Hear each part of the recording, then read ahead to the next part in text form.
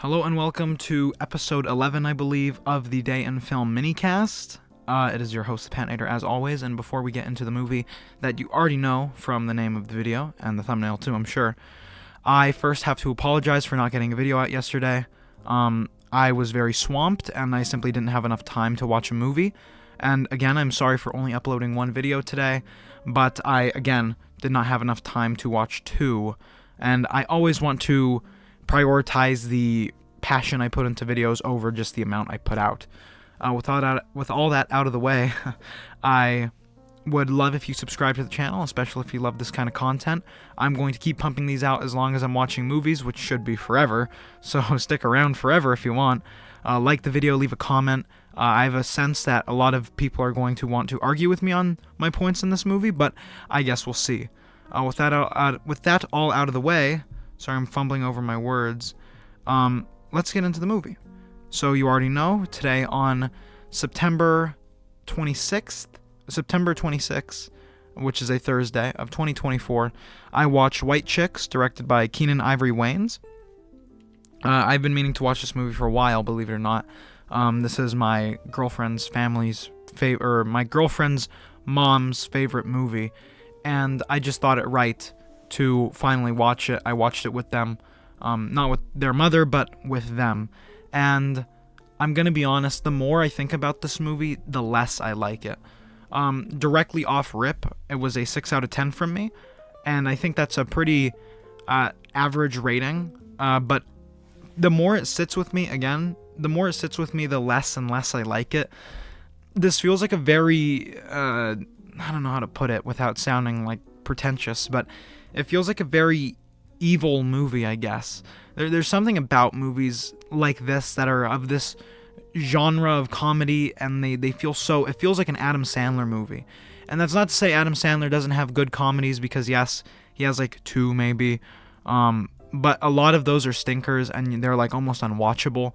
And in a similar way, this movie is mainly stinkers with 3 maybe really funny jokes, and I just don't think that's enough to hold up a comedy.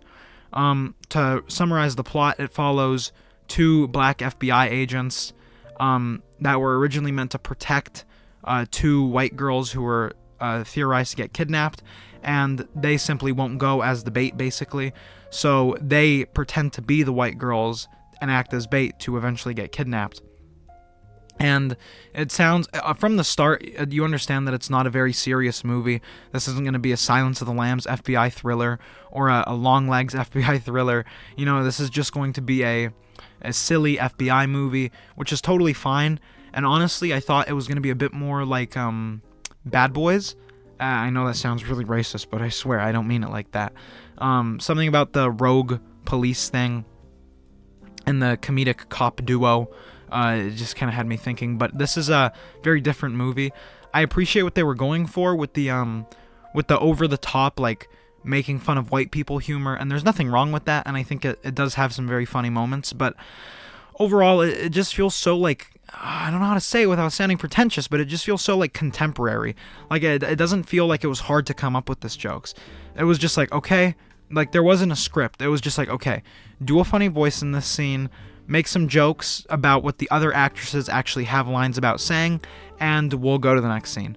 And a comedy like that can work. I can't, off the top of my head, give an example of it working, but I'm sure it can work, but I just don't think this movie does enough to make it work.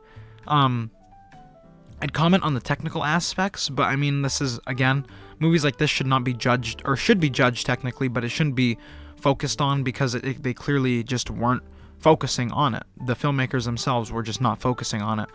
I think the cinematography is actually, I wouldn't say good, but it is oddly competent, which is a nice thing to see from a kind of comedy like this. It's so easy for a comedy, because if you make a good comedy, you don't have to really worry about anything else, even production-wise, as long as it's funny.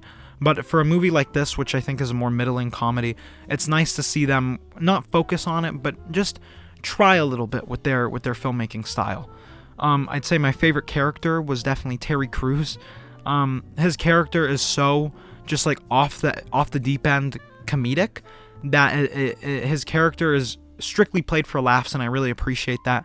It doesn't try and take itself super seriously. He is just the funny one. and the funny one is funny, and that's all Terry Crews does, and I like that. I think. I know it feels a lot less structured, not that my videos are very structured often, but with comedies, you kind of have to approach them from a different angle because they, like, functionally work differently than criticizing something like Titan or I Saw the TV Glow or something like that. You know, this is just a different kind of movie in every regard. I don't know if I have much more to say about this movie. It's a movie that has to be watched, as much as I hate when people say that. Because everyone is going to get a different experience out of it. This movie is very varied on the Letterboxd graph anyway. Lots of 10 out of 10s and plenty of like 6 and 5 out of 10s. So it's agreed upon that it's liked, but it's definitely a range. You know, like not if you grew up with this movie, but if this was like one of the first like raunchy comedies that you saw, because this is a raunchy comedy. It feels very early 2000s, and I'd say a bad way. It's probably your favorite, but you know, it all depends on the first one that you saw. Like, my favorite raunchy comedy is probably Meet the Fockers, because my dad has had it on the TV downstairs 100,000 times, and I think I've seen it in total at least like 4 times in its entirety. That and the one where they go on the vacation island that I don't remember the name of, but there were always ads for before the Lorax. Sorry to ramble like that, but hey, you're here for rambles, right? Sorry if I sound more low energy. I'm not tired. I just kind of feel out of it. But I'm going to keep these videos coming at you because I hope you guys are liking them, and I would love to discuss my thoughts on White Chicks in the comments in a more civil manner than Deadpool and Wolverine anyway. But, you know, if you want to argue, we'll argue. You know, I'm by no means am I against you arguing with me, because any interaction is interaction, and I appreciate it feeling like I'm not just talking to a microphone in my bedroom. I don't really have anything else to say.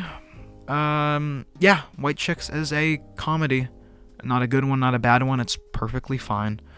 Yeah, not much else to say.